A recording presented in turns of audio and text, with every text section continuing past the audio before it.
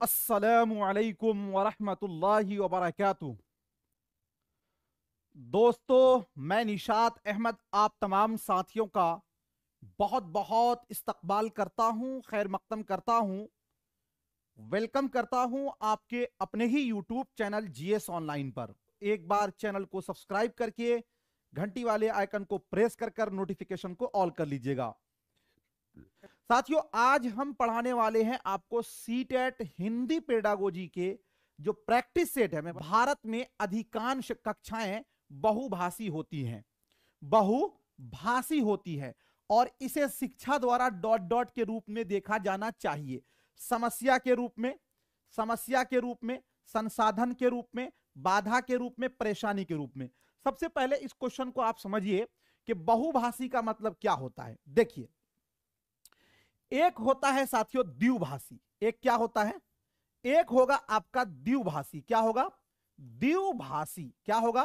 द्विभाषी। हिंदी वाले के लिए, जो लोग उर्दू जानते हैं, नहीं मतलब उर्दू जानते हिंदी नहीं जानते हैं, उसके लिए साथियों इसको हम बता देते हैं कि द्विभाषी का मतलब होता है कि साथियों एक होता है द्विभाषी और एक होता है बहुभाषी। एक क्या होता है? बहुभाषी। क्या होता है?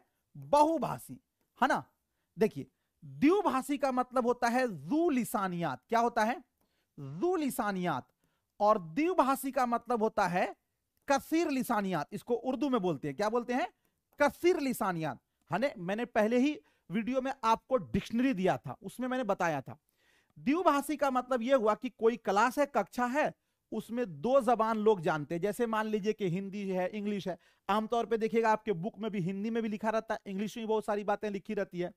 हर आदमी साथियों जू लिसानियात है, जू लिसानी है। हर आदमी दो भाषा तो कम से कम जानता ही है। वो बोलेगा फैन, आप कहिएगा फैन क्या होता है, बोलेगा अरे बुढ़वा पंखा नहीं है, उसी को तो फैन। वो दो भाषा जान ही रहा है। तो साथियों एक बात ये बताइए कि भारत में अधिकांश कक्षाएं, चूंकि भारत एक देश जो है वो बहुभाषिक देश है, यहां पर 16,000 से ज्यादा भाषाएं बोली जाती है। तो ये तो एकल भाषी हो नहीं सकता, बहुभाषी है, यानी दो से ज्यादा भाषाएं बोली जाती हैं।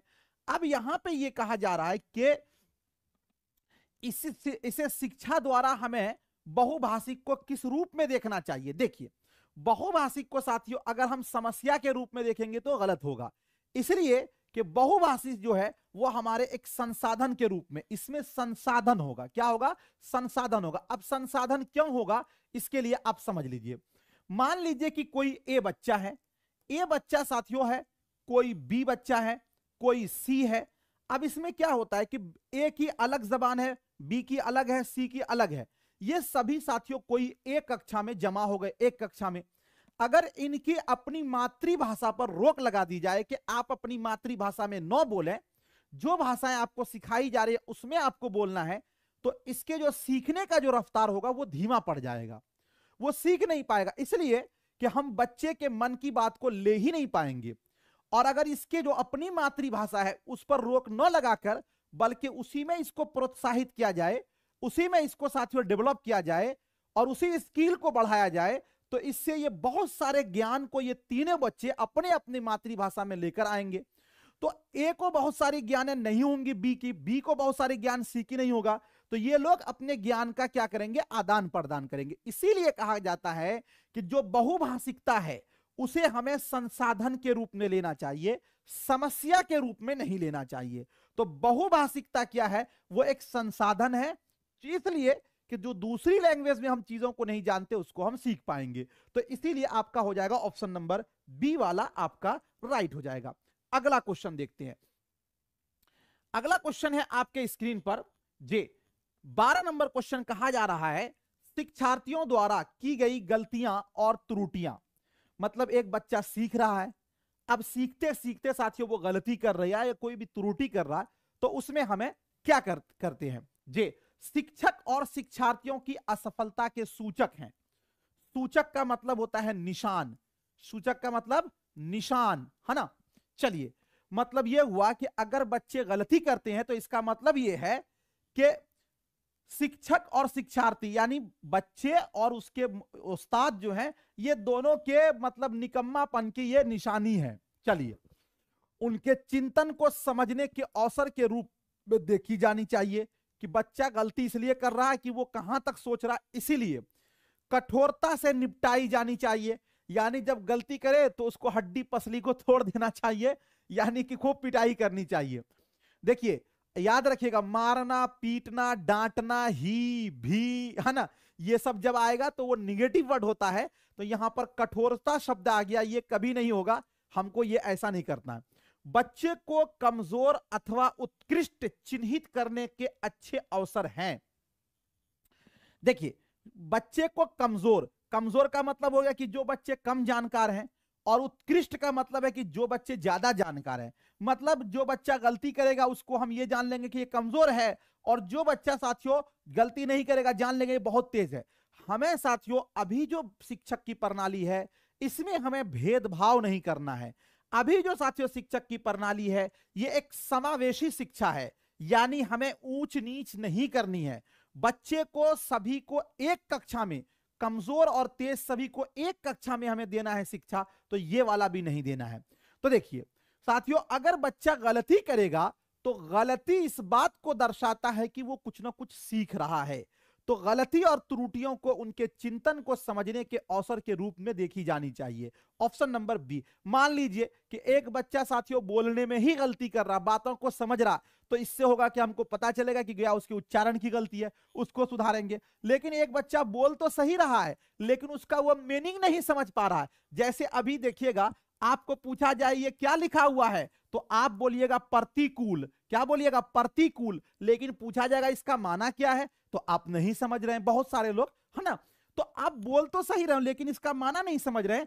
तो इससे कैसे पता चलेगा गलती त्रुटियां? कि आपके समझने के अवसर के रूप में देखी जानी चाहिए कि आपकी गलती कहां है। जैसे किसी से पूछा जाए अनुकूल, तो अनुकूल का मतलब क्या हुआ? अब ये बच्चा तो बोल देगा लेकिन इसकी गलत समझ क्या रहा है ये नहीं पता चलेगा।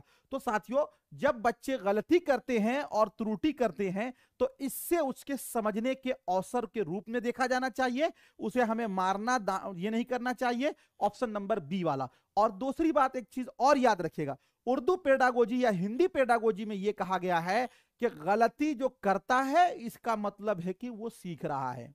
गलती जो करता है इसका मतलब है वो सीख रहा है। जो गलती नहीं करेगा वो क्या सीखेगा? ठीक है, चलिए उसके बाद अगला क्वेश्चन देखते हैं। बाल केंद्रित शिक्षक शिक्षा शास्त्र का अर्थ है। बाल केंद्रित का मतलब क्या होता है? बाल केंद्रित का मतलब उर्दू में होता है तिफले मरकूज। अभी जो तालीम हो रही है आपने देखा होगा कि बच्चे के उम्र का ख्याल करना पड़ता है, बच्चे के ज़हन का ख्याल करना पड़ता है, उसके अनुसार ही साथियों हमें शिक्षा प्रणाली को क्या करना है, तैयार करना पड़ता है। तो बाल केंद्रित शिक्षा शास्त्र का अर्थ क्या है? बच्चों को शिक्षक का अनुगमन और अनुकरण करने के लिए कहना, बच्चों की अभिव्यक्ति और उनकी सक्रिय भागीदारी को महत्व देना। अभिव्यक्ति का मतलब क्या होता है कि साथियों जे बच्चों की शख्सियत, यानी बच्चे को बोलने और उसको समझने का अवसर देना। और सक्रिय भागीदारी का मतलब यह होता है कि जो भी क्रियाकलाप हो उसमें सारे बच्चे शामिल हो, यह इसका मतलब हुआ।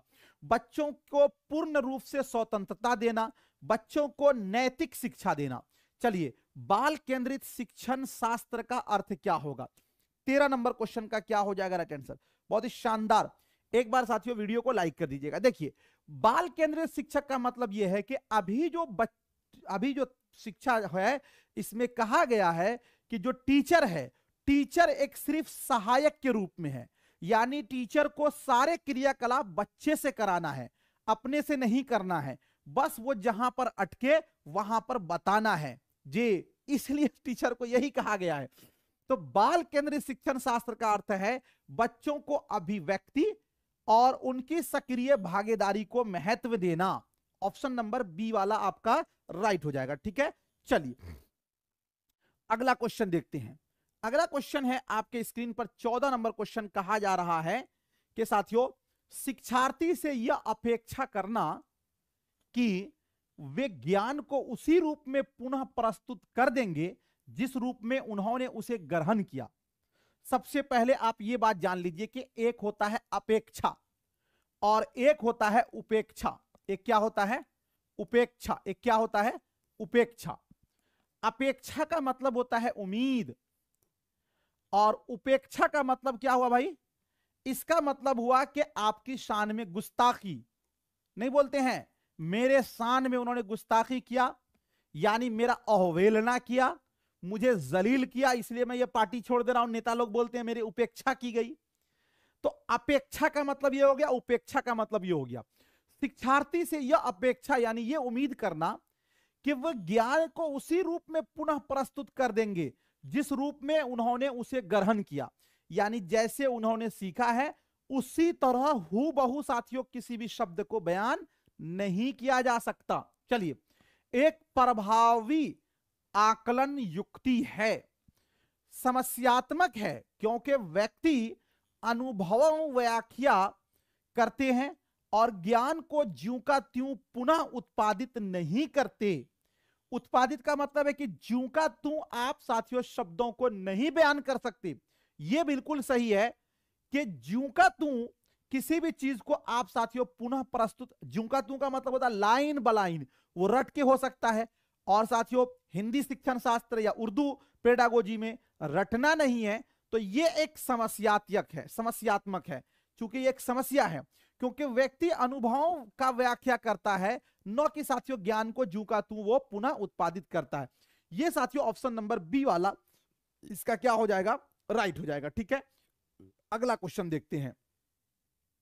जब शिक्षार्थी को समूह में किसी समस्या पर चर्चा का अवसर दिया जाता है तब उनके सीखने का वक्र क्या होता है? वक्र का मतलब कि जो उसके सीखने का रफ्तार है वो क्या होता है। यानी बच्चे को जब हम कोई ग्रुप बना दें और ग्रुप में साथियों उसको हम क्या करें कि बच्चे को हम जब कोई ग्रुप बनाते हैं और ग्रुप में जब हम बच्चे को साथियों सीखने का अवसर देते हैं तो उससे उसके जो सीखने का रफ्तार होता है वो क्या होता है? स्थिर रहता है जी, अवनत होता है, समान रहता है, बेहतर रहता है। चलिए क्या होगा? 15 नंबर क्वेश्चन का क्या हो जाएगा राइट आंसर? बहुत ही शानदार। देखिए साथियों, जब किसी शिक्षार्थी को हम समूह में देंगे बात करने के लिए, तो चूंकि समूह में वो चर्चा करेगा, बात करेगा, अपनी बातों को रखेगा, तो उससे जो उसके सीखने का जो वक्र होता है, जो रफ्तार होता है, वो क्या होता है? बेहतर से बेहतर होता है, यानी वो बढ़ता है। ऑप्शन नंबर डी वाला आपका राइट हो जाएगा। अगला क्वेश्चन 16 नंबर क्वेश्चन देखिए। 16 नंबर क्वेश्चन आपके स्क्रीन पर है। भारत में भाषिक भिन्नता बहुत है। भाषिक भिन्नता का मतलब यानी कसीर लिसानियात बहुत है।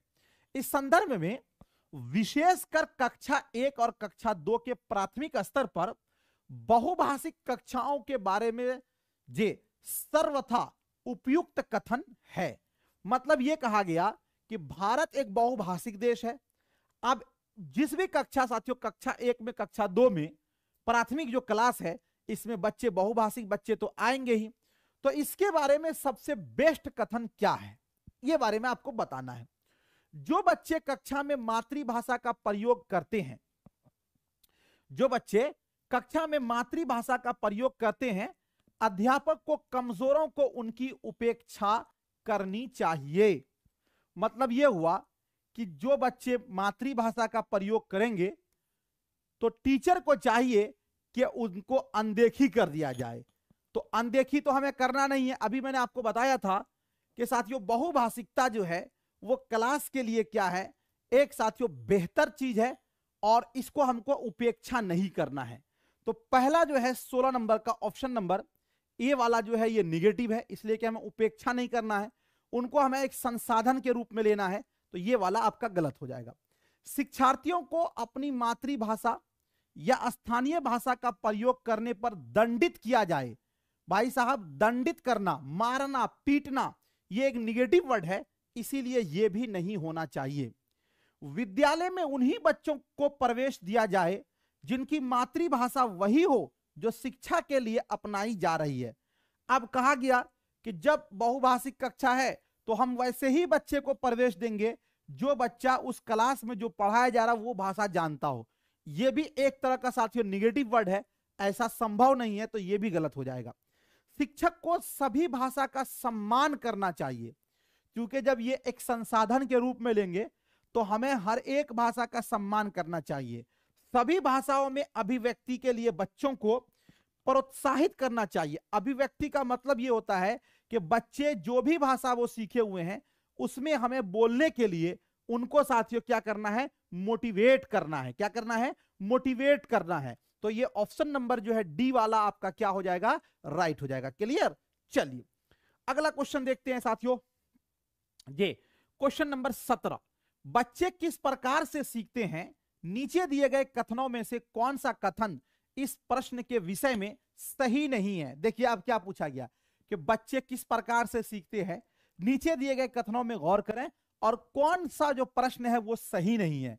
जब यहां पे निगेटिव लग गया तो इसका अर्थ यह हुआ कि साथियों 1 2 3 4, यानी इसमें से 3 जो स्टेटमेंट होगा वो आपका सही होगा, एक स्टेटमेंट क्या होगा, आपका गलत होगा।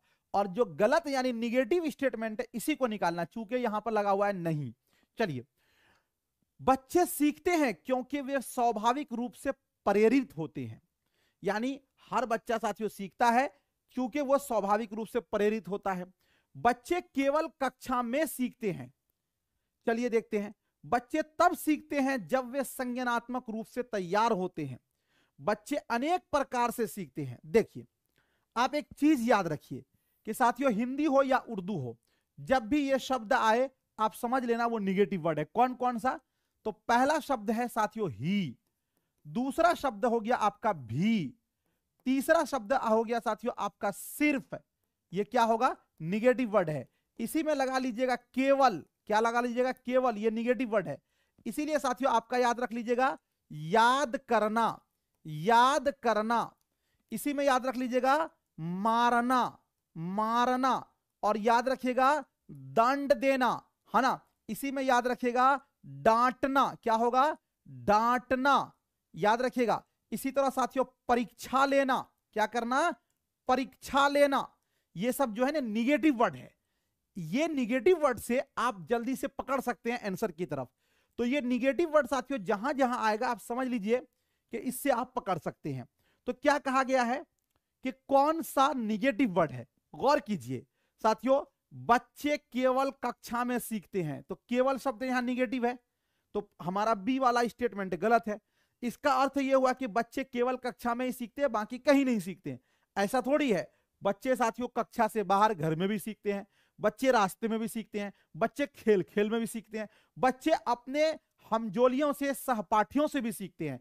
तो साथियों ये वाला जो है स्टेटमेंट गलत है और हमको निगेटिव निकालना था। ऑप्शन नंबर बी वाला आपका क्या हो जाएगा, राइट हो जाएगा। क्लियर। चलिए अगला क्वेश्चन देखते हैं जे।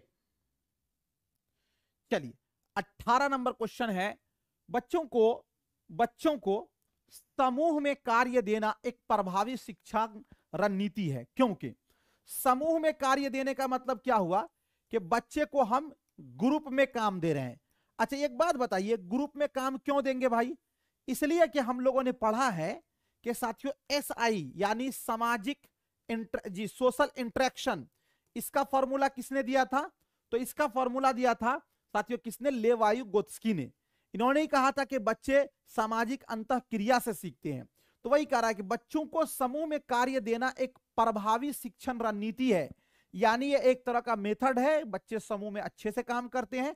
तो ये वाला स्टेटमेंट क्यों है, बच्चे अपना काम जल्दी करने में समर्थ होते हैं, यानी बच्चे जब ग्रुप में काम देंगे तो वो अपना काम जल्दी कर लेगा। अच्छा इसीलिए ग्रुप में काम दिया जाता है, इससे शिक्षक का काम कम हो जाता, यानी टीचर को भारी कम पड़ता। इसलिए छोटे समूह में कुछ बच्चों को दूसरे बच्चों पर हावी होने की अनुमति होती है। मतलब ग्रुप में इसलिए दिया जाता है कि जो जानकार होगा, जो कम जानकार होगा उसको दबाएगा। ऐसा तो नहीं करना, ये तो एक तरह का मोरल डाउन करना हुआ। ये वाला भी आपका निगेटिव है, ठीक है ना। और इससे शिक्षक का काम कम होता है, ये भी निगेटिव है। बच्चे अपना काम जल्दी करते नहीं, ये भी निगेटिव है।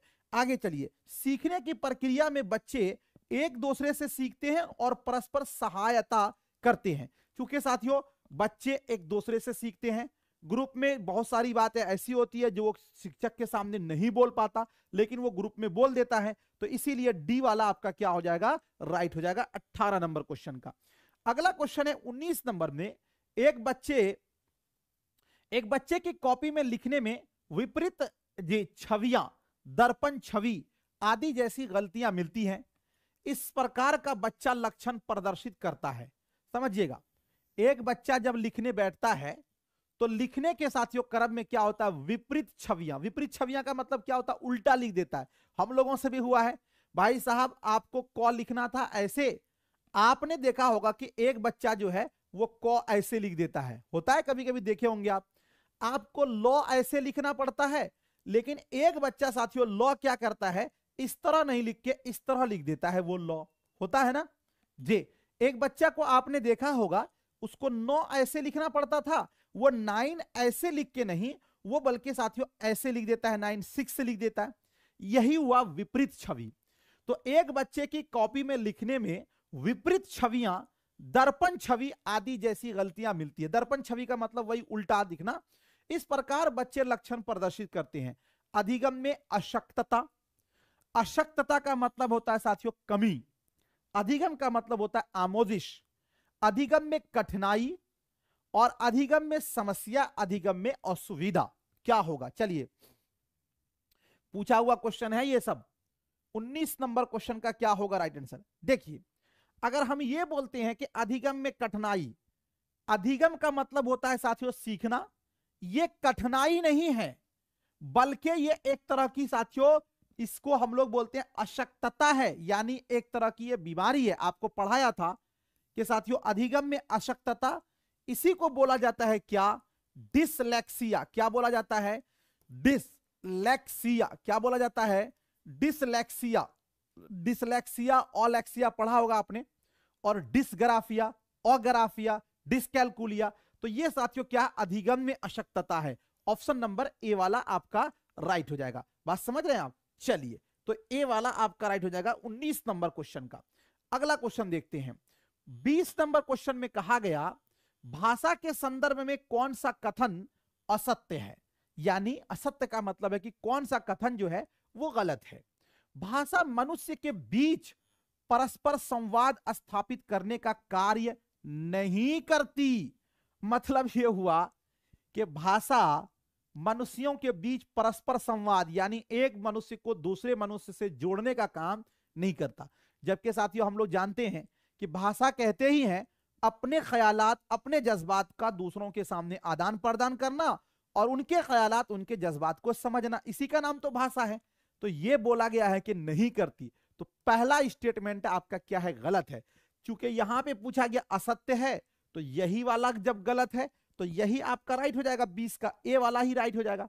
भाषा ज्ञानार्जन का साधन है। ज्ञानार्जन, अगर हिंदी आप जानते होंगे तो ज्ञानार्जन का मतलब होता है साथियों ज्ञान और जोड़ अर्जन। ज्ञान जोड़ अर्जन का मतलब यह हुआ कि भाषा से साथियों हम अपने ज्ञान को दूसरों को देते हैं और दूसरों के ज्ञान को सीखते हैं। यह वाला स्टेटमेंट आपका सही है। भाषा सामाजिक अस्मिता का साधन है। हम भाषा से ही पहचाने जाते हैं कि हम कैसे कल्चर में रहते हैं। अस्मिता का मतलब नहीं बोलते मेरे अस्मिता का सवाल है, मेरी इज्जत का सवाल है, तो यह भी साथियों आपका बिल्कुल सही है। भाषा नियमबद्ध व्यवस्था है, यह भी आपका सही है। तो आपका स्टेटमेंट जो गलत है वो ए वाला है। ऑप्शन नंबर ए वाला आपका क्या हो जाएगा, राइट हो जाएगा। ठीक है, चलिए अगला क्वेश्चन। भाषा शिक्षण है क्या है भाई, यह जानना कि बच्चा पढ़ना लिखना कैसे सीखता है। यानी भाषा शिक्षण में यह जानना है कि बच्चे पढ़ना लिखना कैसे, क्योंकि देखिए यहां पर सिर्फ भाषा नहीं बोला गया है, भाषा के साथ जोड़ा गया है शिक्षण को। और जैसे अभी आप पढ़ रहे हैं साथियों शिक्षण शास्त्र, और चूंकि ये लैंग्वेज का है तो इसलिए बोलेंगे भाषा शिक्षण शास्त्र। इसी के आगे हम लोग लगा देते हैं हिंदी पेडागोजी, हिंदी शिक्षण शास्त्र। तो भाषा शिक्षण क्या है, यह जानना कि बच्चे पढ़ना लिखना कैसे सीखते हैं, यह जानना कि बच्चे को पढ़ना लिखना कैसे सिखाया जाता है। ए और दो दोनों इनमें से कोई नहीं। देखिए भाषा शिक्षण शास्त्र में जैसे अब पूरे देखिएगा क्लास के अंदर इसी बात पर फोकस रहती है कि एक बच्चा को कैसे सिखाया जाए, एक बच्चे को कैसे हम आसानी से सिखा सकते हैं, और फिर दूसरा जो साथियों इसका पहलू है कि एक बच्चा सीखता कैसे है, सीखता कैसे है, सिखाया कैसे जाता है, इसी बात पर पूरे भाषा शिक्षण में रहता है। तो भाषा शिक्षण साथियों क्या है, ए और बी दोनों सही होगा, इसीलिए इसका हो जाएगा ऑप्शन नंबर जो है सी वाला आपका राइट हो जाएगा। क्लियर, चलिए अगला क्वेश्चन 22 नंबर में। भाषा शिक्षण का उद्देश्य है, यानी जो भाषा शिक्षण है इसका उद्देश्य क्या है? वक्ता के विचारों को समझ पाने की योग्यता का विकास। वक्ता का मतलब क्या हुआ भाई? वक्ता का मतलब हुआ बात करने वाला, यानी कि मुतकल्लिम। समझ रहे हैं कि भाषा शिक्षण का उद्देश्य यह है कि वक्ता यानी बात करने वाले के विचारों को समझ पाने की योग्यता का विकास, मतलब अगला क्या बोल रहा है उसको समझना। अच्छा, दूसरा है केवल पठन कौशल का विकास।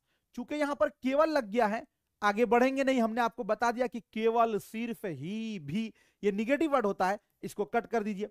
पाठ्य पुस्तकों से इतर पुस्तकों को पढ़ने की क्षमता का विकास, यानी किताबों से हटकर बाहर की किताबों को पढ़ने का विकास। देखिए, क्योंकि हम लोग किताब इसलिए पढ़ते हैं कि आपको बताया जाता है कि आप इस लेवल पर कोई भी दूसरी किताब आ जाए तो उसका विकास होता है, उसको पढ़ लेना है। तो ए वाला स्टेटमेंट भी आपका सही है और ये सी वाला भी स्टेटमेंट सही है, लेकिन बी वाला गलत है। तो इसीलिए इसका क्या होगा, डी वाला राइट होगा कि साथियों 1 और 3 दोनों राइट हो जाएगा आपका। 22 का डी वाला आपका राइट होगा। ठीक है, चलिए 23 नंबर क्वेश्चन को देख लेते हैं। 23 नंबर क्वेश्चन, टोटल 30 क्वेश्चन है। आप घबरा क्यों रहे भाई? अरे जब क्लास करने आए हैं तो कर लेना है ना। भाषा शिक्षण के संदर्भ में कौन सा कथन सही नहीं है, यानी कौन सा स्टेटमेंट सही नहीं है? भाषा शिक्षण में समृद्ध भाषिक परिवेश उपलब्ध करना जरूरी है। समृद्ध भाषिक परिवेश का मतलब क्या होता है, समझ रहे? समृद्ध भाषिक परिवेश का मतलब होता है खुशगवार माहौल। इसको आप लिख सकते हैं इस तरह, खुशगवार माहौल। यानी यह कह रहा है कि भाषा शिक्षण के संदर्भ में कौन सा कथन सही नहीं है? भाषा शिक्षण में समृद्ध भाषिक परिवेश उपलब्ध करना जरूरी है। आप भाषा सीखने गए, अगर माहौल अच्छा नहीं है तो आप सीख पाएंगे? नहीं सीख पाएंगे। तो ये वाली बात तो जरूरी है कि भाषिक समृद्ध परिवेश होना जरूरी है। भाषा की नियम व्यवस्था को केवल व्याकरण के माध्यम से ही जाना जा सकता है। यहां पर आपका एक दोस्त आ गया केवल, यानी कहा जा रहा है कि जो नियम है हम इसको केवल व्याकरण से ही जानते हैं। अरे ऐसा नहीं है, बल्कि हम व्याकरण से हट के साथियों संदर्भ में भी जानते हैं, हम साथियों उसको प्रयोग में लाकर भी जान सकते हैं। तो ये वाला स्टेटमेंट आपका गलत है। और चूंकि हमको पूछा गया सही नहीं है, यानी जो निगेटिव है, तो निगेटिव यही है ना, तो आपका ऑप्शन नंबर बी वाला ही राइट हो जाएगा। आगे भी देख लीजिए, भाषागत शुद्धता के प्रति अत्यधिक कठोर व्यवहार नहीं अपनाना चाहिए। बिल्कुल सही बात कही जा रही है, क्योंकि देखिए कठोर व्यवहार नहीं अपनाना चाहिए का मतलब ये होता है हम बच्चे को दंडित नहीं करें। तो ये वाला भी स्टेटमेंट सही है। समृद्ध भाषिक परिवेश में बच्चे स्वयं नियम का निर्माण करते हैं। ये वाला भी सही है कि जब बच्चे को हम अच्छा खुशगवार माहौल देंगे तो वो अपने ख्यालात जज्बात को साथियों खुद रखेंगे। तो ये वाला भी आपका स्टेटमेंट सही है। तो आपका बी वाला गलत है, तो बी ही आपका क्या हो जाएगा, राइट हो जाएगा। ठीक है, चलिए अगला क्वेश्चन देखते हैं। उर्दू पेडागोजी जो है ना वो 7 बजे हो गया। एक ही कमेंट को 20 बार करते हैं। शुरू में ही बोल दिया हूं कि उर्दू पेडागोजी शाम 7 बजे होगा। 2 टाइम आपका क्लास होगा। अब एक साथियों 2:30 बजे और दूसरा होगा शाम 7 बजे, है ना। चलिए, भाषा शिक्षण के संदर्भ में कौन सा कथन सही नहीं है? देखिए, भाषा शिक्षण के संदर्भ में कौन सा कथन सही नहीं है, यह बात कही जा रही है। चलिए, भाषा अर्जन और भाषा अधिगम में अंतर है। यह बात बिल्कुल सही है कि भाषा अर्जन हम एक फितरी माहौल में एक स्वाभाविक प्रक्रिया से सीखते हैं और अधिगम में हमें मेहनत करनी पड़ती है। तो ये वाला स्टेटमेंट तो सही है। अब जो गलत है उसको बताना। भाषा शिक्षण में केवल भाषाई शुद्धता पर ही अधिक बल रहता है। यानी जब हम भाषा शिक्षण करते हैं तो केवल हमको भाषाई शुद्धता, मतलब भाषा का सही उच्चारण और पर, तो यहां पे देखिए क्या लिखा हुआ है, एक तो यहां पर केवल भी आ गया और दूसरा यहां पर निगेटिव वर्ड ही भी आ गया। दो निगेटिव वर्ड है। तो ये वाला स्टेटमेंट आपका क्या हो जाएगा, गलत हो जाएगा। तो हमारा बी राइट हो जाएगा। भाषा सीखने में अन्य विषयों का अध्ययन अध्यापन सहायक होता है।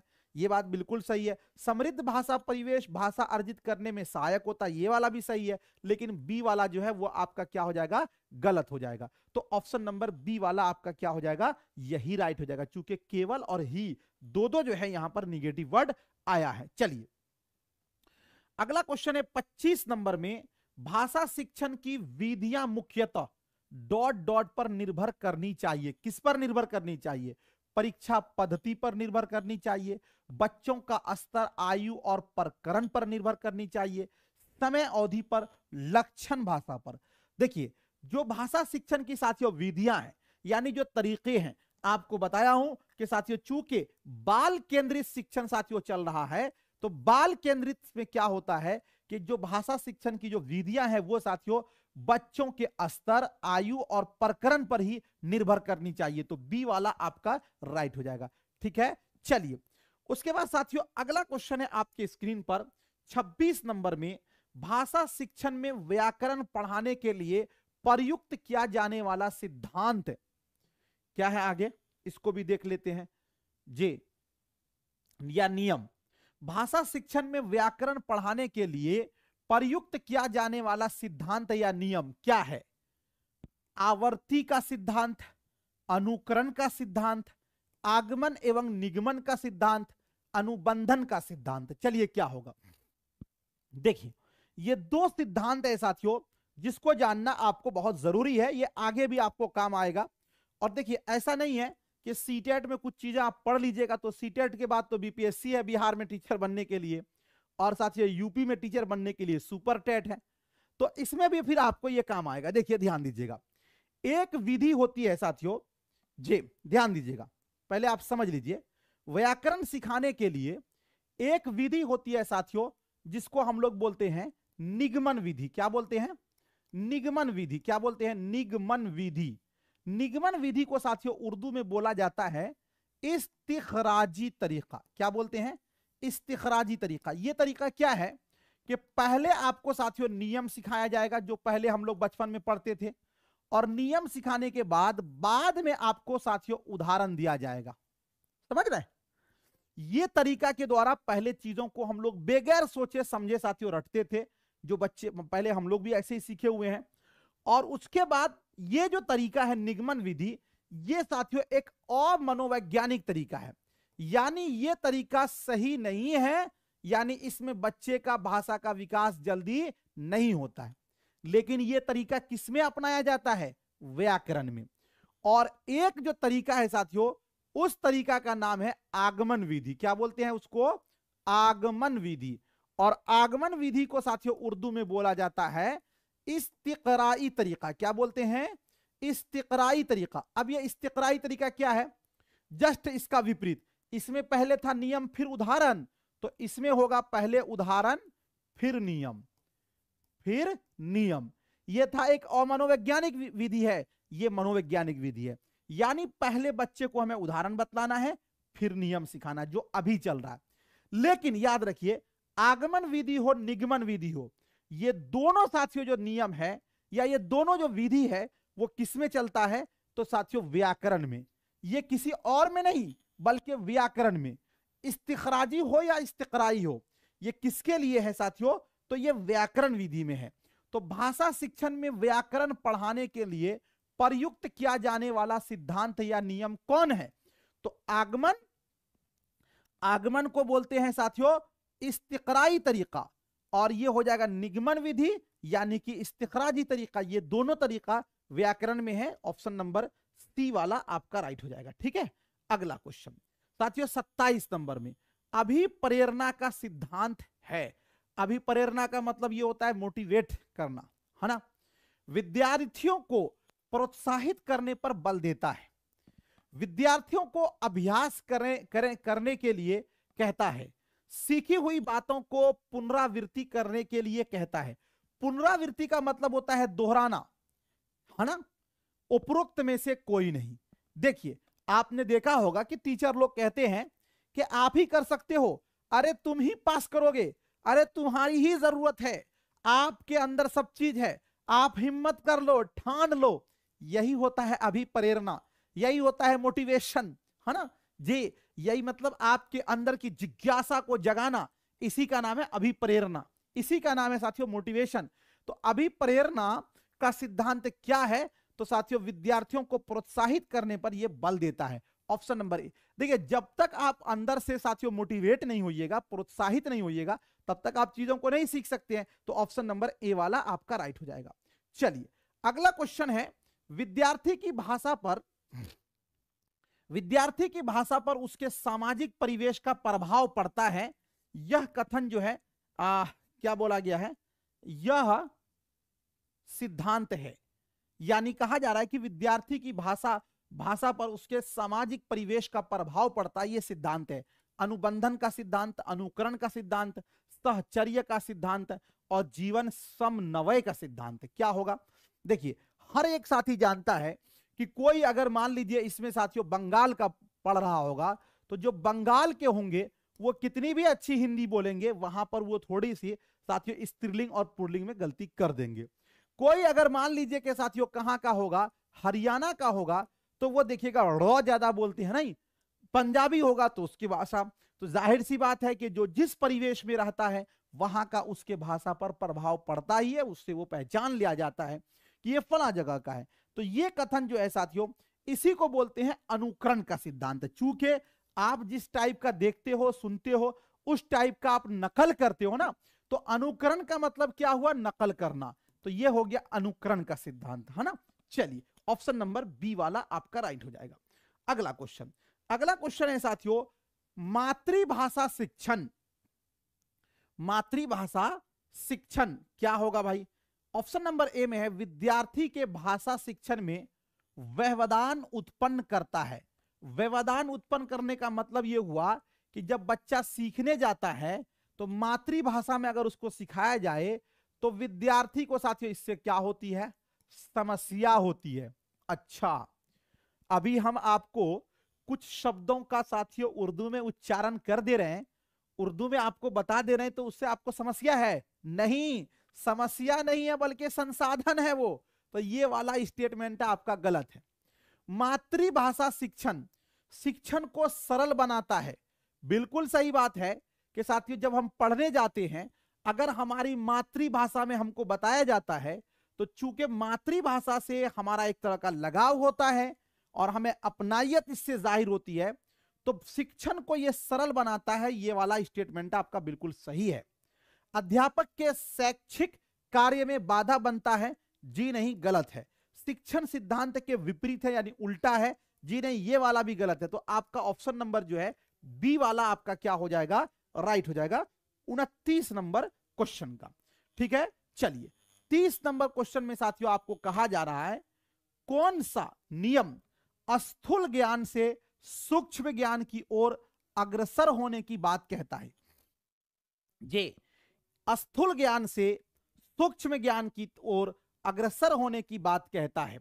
ज्ञात से अज्ञात की ओर, अनिश्चित से निश्चित की ओर, पूर्ण से अंश की ओर, मूर्त से अमूर्त की ओर। चलिए 30 नंबर क्वेश्चन का क्या होगा राइट आंसर?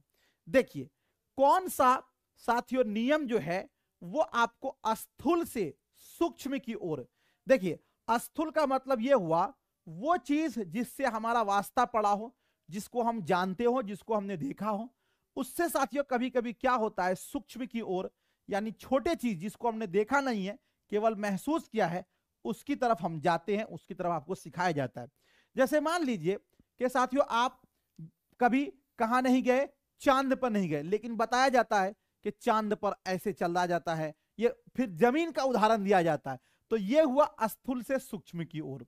तो यही होगा साथियों मूर्त से अमूर्त की ओर, यही नियम है। मूर्त से अमूर्त की ओर का मतलब यह हुआ कि देखी हुई चीजों को, महसूस की हुई चीजों से फिर साथियों हम ये चीज जिसको नहीं देखे हैं उस तक हम पहुंचने की कोशिश करते हैं। तो ऑप्शन नंबर डी वाला आपका क्या हो जाएगा? राइट हो जाएगा। तो साथियों कैसा लगा आज का ये प्रश्न, एक बार आप कमेंट करके बताइए, और आज का ये सेशन कैसा लगा जरूर आप हमें कमेंट करके बताएंगे।